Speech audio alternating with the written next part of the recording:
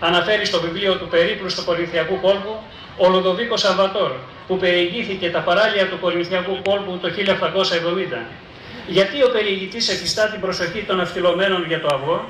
Στη Μεγάλη Ελληνική Κυκλοπαίδεια Παύλου Δαρανδάκη, έκδοση 1928, στα λίμματα βουνό, αυγό και ακροτήριο Λυκοποριάς διαβάζουμε: αυγό κονοειδές βουνό της Κορινθίας, ύψους 562 ποδών, δηλαδή 171 μέτρα, και εις μίλιον περίπου έσω της ακτής της Χαμαλωτάτης και Παιδινής εκεί παραλίας της Λυκοποριάς.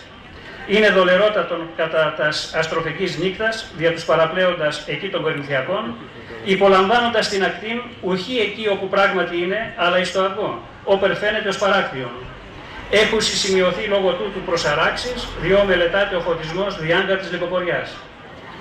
Λυκοποριάς γλώσσα, επικινδυνοδέστατο σημείο για την νυχτερινή ναυσιπλοεία του Κορινθιακού κόλπου, προέχον από της βορείας ακτής της Κορινθίας, μεταξύ των ακτών Καμάρι και Δερβαίνη. Τούτο δε ου μόνον διότι από πατραϊκού προς διόρυγα πορεία διέρχεται εγκύτατα της γλώσσης, αλλά και διότι η χαμαλώτης της παραλίας εν συνδυασμό προς το ύψος του ορθοπάγου αυγού, ευρισκομένου χιλιόμετρων ένδων της ακτογραμμής, εμπιούσιν εις τον παραπλέοντα την δολεράν εντύπωση ότι η ακτογραμμή είναι πολύ νοτιότερον ή εν την πραγματικότητα. Για πολλές προσαράξεις μιλούν και οι ηλικιωμένοι συμφοριανοί μας, οι γονείς των οποίων είδαν πλοία και καΐκια να αναβαγούν εξαιτίας του ακροτηρίου της Λυκοποριάς που εισέρχεται σε μεγάλο βάθος στη θάλασσα.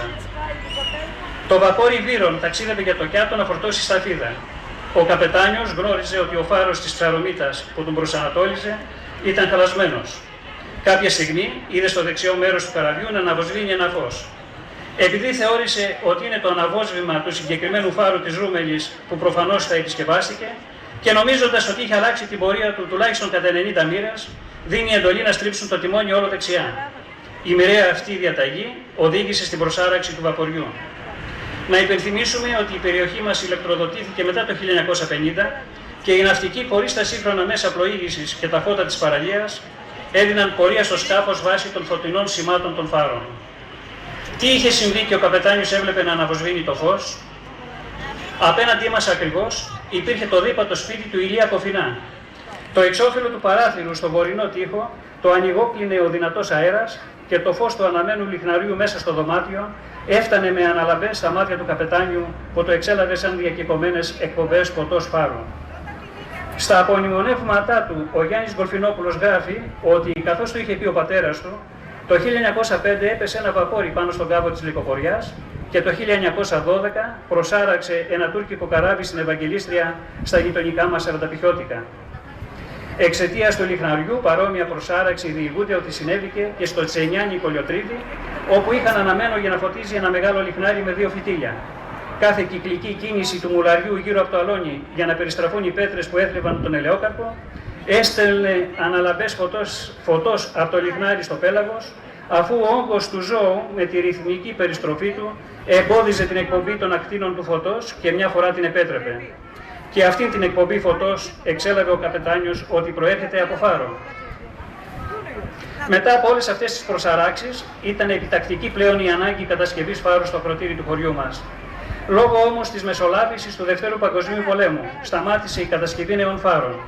Η απελευθέρωση της χώρας βρήκε το δίκτυο φάρων τελείως καταστραμμένο. Έκτοτε άρχισε μία προσπάθεια αποκατάστασης των ζημιών και κατασκευής νέων. Μετά τις αναγκαίες μελέτες, το πολεμικό ναυτικό έστειλε εξειδικευμένο συνεργείο στη Λυκοποριά που συναρμολόγησε τα σιδερένια τμήματα του φάρου πάνω στη τσιμεντένια βάση για την κατασκευή της οποίας απασχολήθηκαν ντόπιοι. Οι εργασίες περατώθηκαν στις 9 Ιουλίου 1957.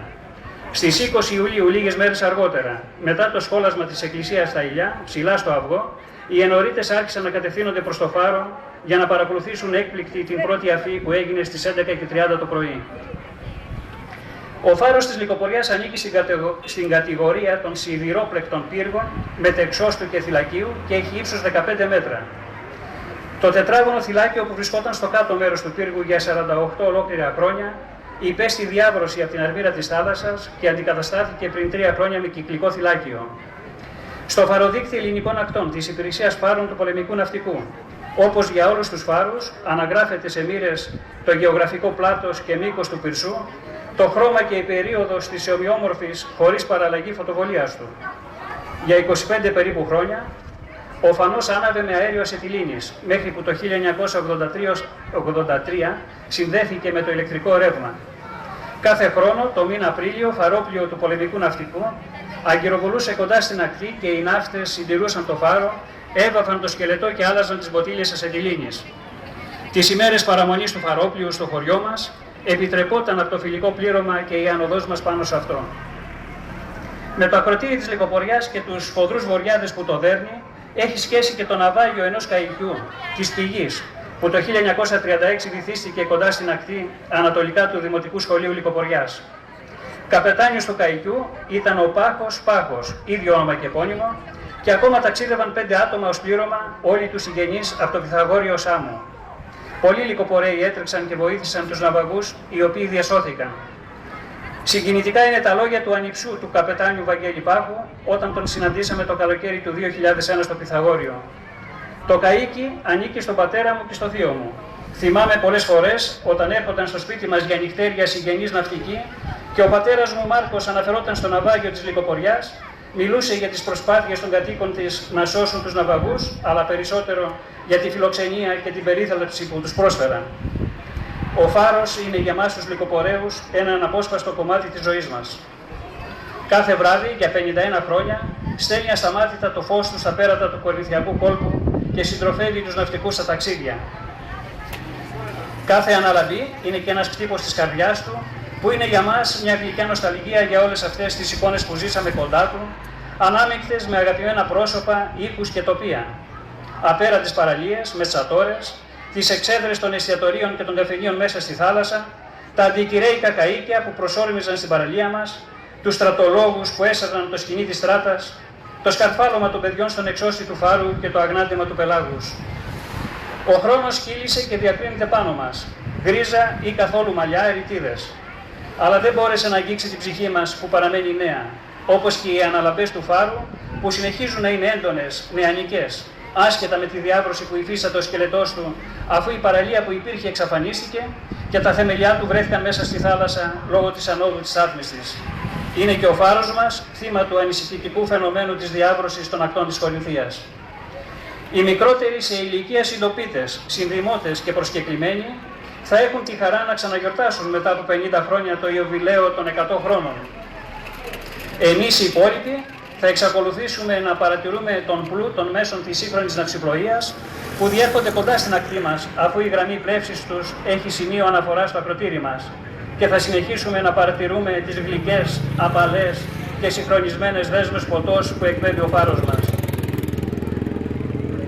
Ο ήλιος μας έδισε.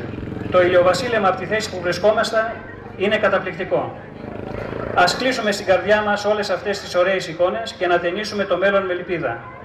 Ας ευχηθούμε ο Άγιος Νικόλα ως προστάτης των ναυτικών μας να τους οδηγεί σε γαλήνιες θάλασσες και να αξιώσει όλους εμάς που βρεθήκαμε εδώ σήμερα, να ξανασυγκεντρωθούμε μετά από ένα χρόνο για να γιορτάσουμε μαζί την 100ετηρίδα του Ιερού Ναού Αγίου Νικολάου Λυκοποριάς. Σας ευχαριστώ για την προσοχή σας.